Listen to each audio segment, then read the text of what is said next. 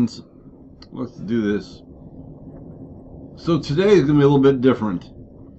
First of all, I'm not going to trade at all today because we are having weather events and I'm getting emails stating that we've got power outages within, that started 5 hours ago. Like my son probably doesn't have power. I'm waiting to hear from him this morning. So I don't want to jump into a trade and then the power goes out. But I want to talk about this silver thing, right? Because everybody else is talking about it, so why not me?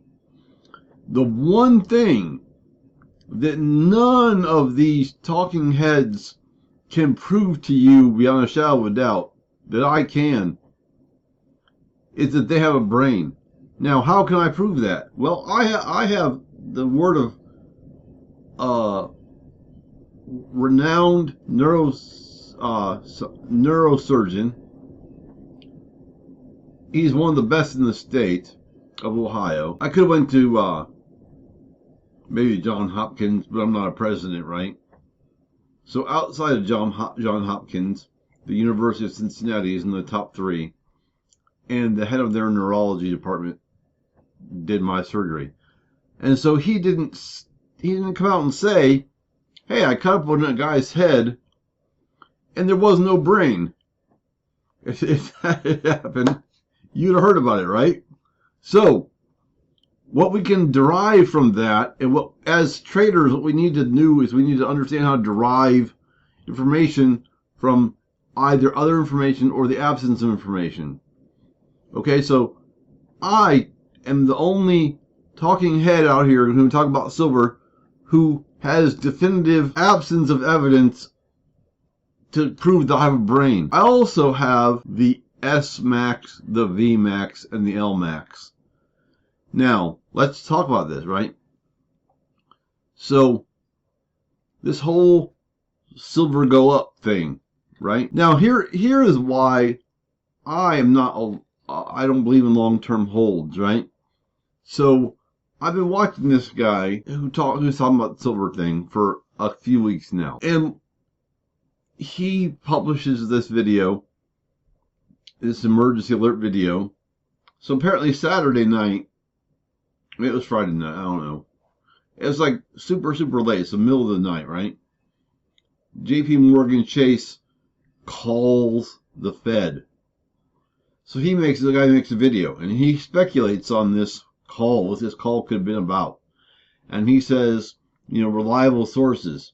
And so he's talking about, a bailout. He's talking about QE. Then the next morning, he says, turns out JP Morgan Chase has been lying to us for 17 years.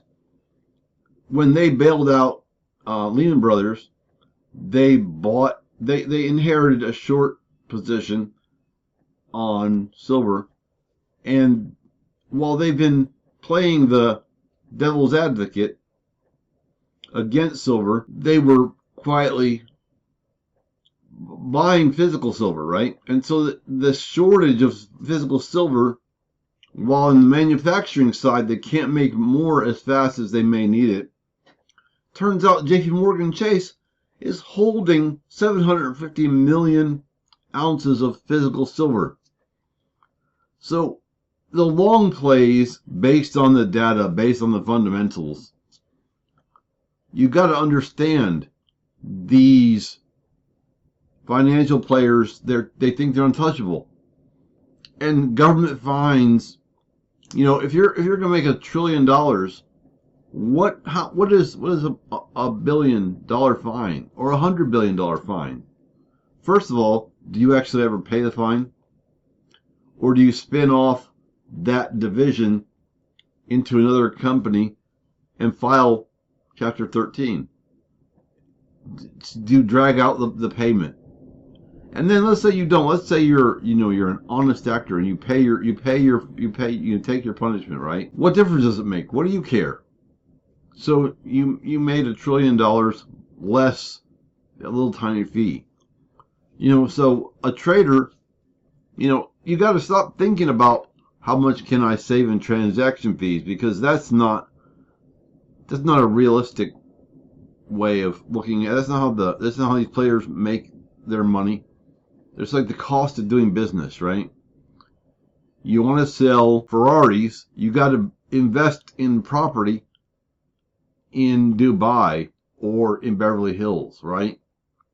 Yes, property is cheaper in Compton, but you're not going to have any customers, period. Okay, so the long play on silver is that there's been manipulation, there's been deceit. Now, possibly, this means something good for Bitcoin, right? Because the same thing that, you know, that JP Morgan Chase, their position has been Bitcoin is nothing. That's their stated position. The same as they stated silver had no value while they bought it up and hid it away. And now they own a shit ton of it, and they can demand a price from Elon Musk. Okay? So listen, the guy with a brain is talking to you. You should be listening. All right? Now, let's look at our chart. A couple things we're going to see. And then you can look at my other videos, and you can verify that I'm giving you the same fluidity of information, the same perspective. I'm not changing my approach because I want to fit this circumstance. All right, so here's what we got. Obviously, silver has been in the uptrend, right? So SMAX has agreed with that. This is a daily chart going back to May. All right, the SMAX agreed with that. The VMAX has fired off buy signals over some time period. Yeah, there's been some drawdown. You know, there's some been inhalation of the market as the market breathes, some profit taking. You know, that has happened. But this next phase, I'm trying to make this thing bigger because I want you to see. Look, see this little wick right here in the bottom? All right, that little wick right there at the bottom, you could have seen this little drop. This last Friday, Bitcoin, or, you know, Friday was at $83. Now we're at $72. Well, here's what we got. Sentiment read on the VMAX, 7.7370. The next read, 7.3411. So it's lower. Now on the bottom side, 3.0809, 2.6, again lower. So these two, the tops and the bottoms both said lower was coming, right? Now, we obviously, lower is coming doesn't mean lower is now. That's just how the English language works, right? Lower is coming doesn't mean lower is now. It means lower is coming. It means a downtrend or a price reduction or a drawback or profit taking or something like that is going to happen. Now, it doesn't mean you're necessarily going to get an orange candle, because if the way these candles work is if average prices up overall, then you're going to keep a blue candle, right? But so here, watch this. Look at that. We started having wicks to the bottom, wick to the bottom, wick to the bottom, wick to the bottom, wick to the bottom, wick to the bottom. We flatlined, but we had lower highs here where we didn't. This is the only candle we got that had a no wick and a higher high. Then we got a lower high with a wick. No. This next one we got a higher high, but we had a wick to the bottom. Couple candles, wicks up only. But now we're in a situation where we have what it looks like is we have a reach, but we don't have. But we are in oversold. I'm sorry, overbought. I always say that. Last night, in the middle of a tornado watch, I got on my phone and I made a video, and I'll upload that once I get all this figured out to another video. And I say, because I wanted to have a head start on this. I want to have a conversation before the market open. The market's open right now, okay? So about 9-10 hours ago, I made a video on my phone. I'll upload that and we'll talk about that later. And in that video, I noticed when it was over, I said oversold. I meant overbought. I'm dyslexic, so my mind automatically goes the wrong way. It's like my daughter. You have to tell my daughter your other left. You know, she walks out the door and you say it's on your left, and then you have to immediately say your other left, and so she'll turn and she'll turn back. Now my eye is killing me here. Facial paralysis.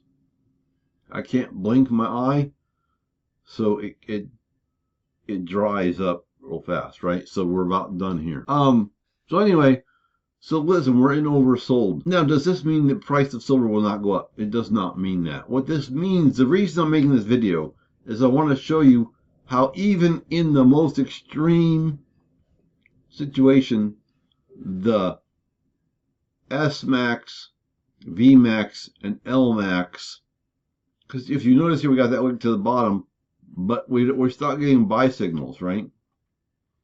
In the most extreme situation, that every player in the markets is talking about right now, silver, the SMAX, VMAX, LMAX have stayed accurate, which means you can trust them to help you make more. The likelihood of them being accurate is very high.